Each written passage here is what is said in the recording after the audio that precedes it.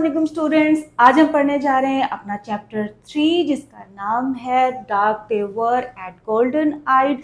ये एक science fiction है, थ्रिलर है, सस्पेंस है, हॉरर है और आपको एंड तक पता नहीं चलेगा कि इसमें होने वाला क्या है। ये लिखा है रे ब्रैडबेरी ने, जो कि अमेरिकन राइटर थे। हमेशा ये फैंटेसी को लिखते थे, साइंस फिक्शन को लिखते थे और साइंस फिक्शन और फैंटेसी में हॉरर, थ्रिल और सस्पेंस इनकी मोस्ट फेवरेट थीम्स थी। और जब हम इस स्टोरी को पढ़ेंगे तो हमें यही हॉरर, थ्रिल और सस्पेंस जगह जगह नजर आएगा। कहानी स्टार्ट करते हैं। देखते हैं जनाब कि एक रॉकेट के जरिए हैरी अपनी पूरी फैमिली के साथ और 1000 दूसरे पैसेंजर्स के साथ मरीख पे जा पहुंचा है। मरीख पर पहुंच तो गया है, लेकिन वहां पर जैसे ही उन्होंने लैंड किया है तो Harry was the first one who smell the change. जो पहला शख्स था जिसको तब्दीली का एहसास हुआ था वो हैरी था। उसको वहां पर उतरते ही ये एहसास हुआ कि यहाँ पर कुछ ना कुछ गलत है, जो कि इंसानों के लिए बिल्कुल भी अच्छा नहीं है।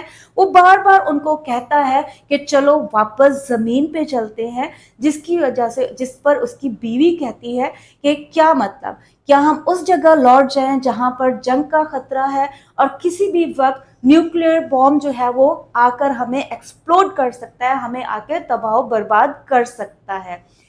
हैरी उस हवा के अंदर जो है वो कुछ वायरस टाइप महसूस करता है। उसको लगता है कि ये हवा इस किस्म की है जैसे वो हमें हमारी शनाख्त से अलग कर देगी, वो हमारे सोचने समझने की सलाहियत को रिमूव कर देगी।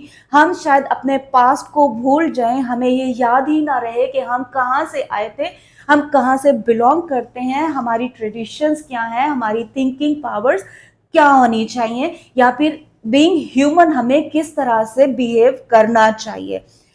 वो डिस्क्राइब करता है कि ऐसा लगता है जैसे मैं किसी खला में ठहरा हुआ हूँ और मेरा जो जिस्म के रेशे हैं वो अकड़ते जा रहे हैं और ये हवा जो है आहिस्ता आहिस्ता मुझे खत्म कर देगी। डिस्क्राइब करता है कि मैं शायद किसी एक नमक की डली की तरह से हूँ जो किसी चश्मे में गिर गई है और चंद ही लम्हों में वो कहीं ना कहीं बह जाएगी या फिर खत्म हो जाएगी। अपने बच्चों को समझाते हुए वो कहता है कि जो ओल्ड सिटीज होती हैं, ये जो पुराने शहर होते हैं, जो खंडरात होते हैं, इनमें हर एक टाइप की मेमोरी होती है जिसको हम गोस्ट कहते हैं या हम उसको गोस्ट समझते हैं। वो उनको एक्सप्लेन करता है कि जब भी हम किसी ऐसे उजड़े या उजाड़ या बयाबान जगह पे जाएं तो वहां पर हम मुख्तलिफ चीज़ों को देखते हुए तसव्वुर करते हैं कि इसको बनाने वाले कैसे लोग थे।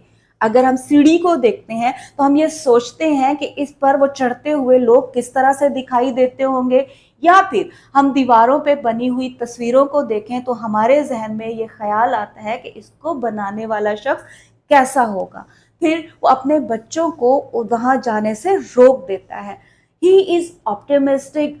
वो चाहता है या सोच रहा है कि शायद वापसी का कोई रास्ता निकल आए। लेकिन होता यह है कि लॉरा जो उसकी बेटी है, जब वो सेटलमेंट से वापस आती है, सेटलमेंट मीन के बाकी पैसेंजर्स या उनके साथ आने वाले लोगों ने अलग बस्ती बनाई थी, वो वहां से एक खबर लेकर आती है और लड़खड़ाते हुए भागते हुए अपने घर आती है और अपने माँ बाप को बताती है कि न्यूयॉर्क पे जो है वो एटम बॉम्ब का हमला हो चुका है। तमाम जो रॉकेट्स थे जो स्पेस में आ सकते थे और हमें वापस लेके जा सकते थे वो तबाह हो चुके हैं। अब कोई भी रास्ता बाकी नहीं बचा है। We are stranded over here. Stranded का मतलब ये है कि अब यहाँ पे हम कैद कर दिए गए हैं, अब हम यहाँ पे जकड़ दिए गए हैं।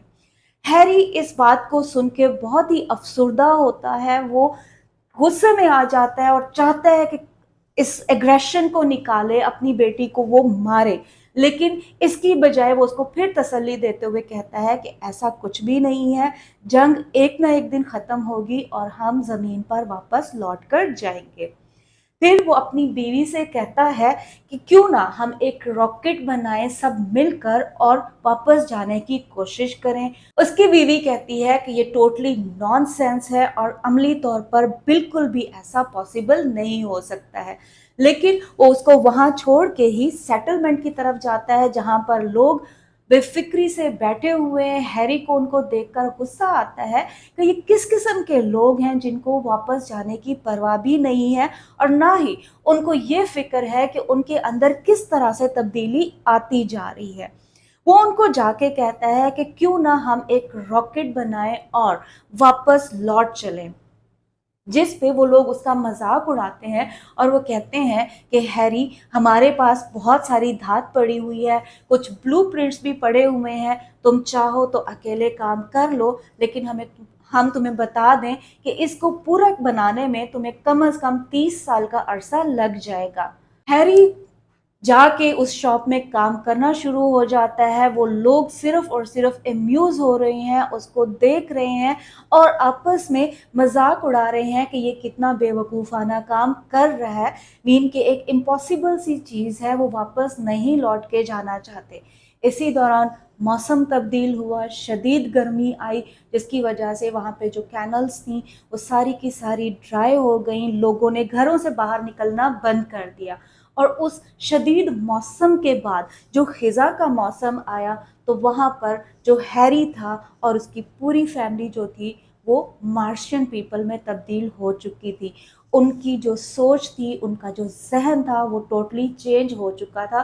ان کو اب یہ بھی یاد نہیں تھا کہ وہ زمین سے آئے تھے، وہ انسان تھے۔ اب ان کی لینگویج بھی تبدیل ہو چکی ہے، ان کو فزیکلی بھی چینج ہو چکے ہیں، وہ ٹال، سلم اینڈ ینگ ہو چکے ہیں، مین کہ ان کے بچے اور وہ بالکل ایکول ایج کے ہو چکے ہیں۔ ان میں کوئی ڈفرنس نہیں ہے کہ فادر یا جو سن ہے وہ ایکول ہیں یا ان میں کوئی فرق ہے۔ اسی طرح سے بیٹی اور ماں جو ہے وہ سیم ایک ہی شیپ کے اندر ہے، کیونکہ اب ان کا ذہن بدل چکا تھا، ان کی سوچ جو تھی وہ ختم ہو چکی تھی، ان کا ماضی اب کوئی رہا نہیں تھا۔ تو اب وہ جب انسانی آبادی کو یا ان کے بنائے ہوئے گھروں کو دیکھتے تھے تو وہ کہتے تھے کہ کتنے اگلی لوگ ہیں، ان کو گھر بنانے کی بھی تمیز نہیں ہے۔ اٹ مینس کہ اب انہوں نے ایکسیپٹ کر لیا ہے کہ وہ زمینی لوگ نہیں ہیں، وہ کوئی انسان نہیں ہے، بلکہ وہ خلائی مخلوق ہے۔ کچھ عرصے کے بعد عام پہاڑیوں کو سرچ آؤٹ کرتے ہیں، ڈھونڈتے ہیں کہ شاید کوئی انسان باقی بچا ہو، لیکن ان کی ملاقات صرف کچھ نیٹیوز سے ہوتی ہے جو کہ ان کی زبان نہیں سمجھ پاتے ہیں۔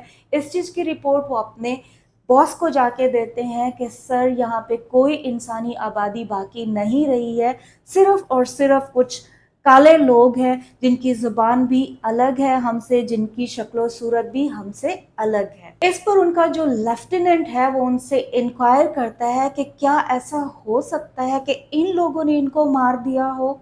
تو وہ جواب میں کہتا ہے کہ they are quite friendly people, وہ بالکل بھی ایسے دکھائی نہیں دیتے ہیں، بہت ہی اچھا اور دوستانہ مزاج رکھتے ہیں، بہت ہی ذہین ہے، کیونکہ ہم نے تھوڑی سی دیر ان سے گفتگو کی ہے لیکن بہت اچھی انگلش وہ بول لیتے ہیں۔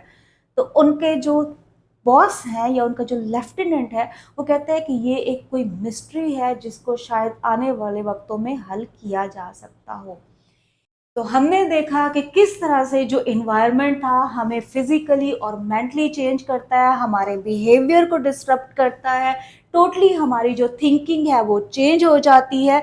پوری کہانی میں ہمیں تھرل محسوس ہوا، ہارر محسوس ہوا اور سسپینس بھی رہا کہ اس کا اینڈ کیا ہونے والا ہے، اور آخر میں یہی میسج کہ ہمارے پاس صرف یہی زمین ہی ہے اگر ہم اس کو خوبصورت بنا دیں اور اچھے طریقے سے رہنا شروع کر دیں۔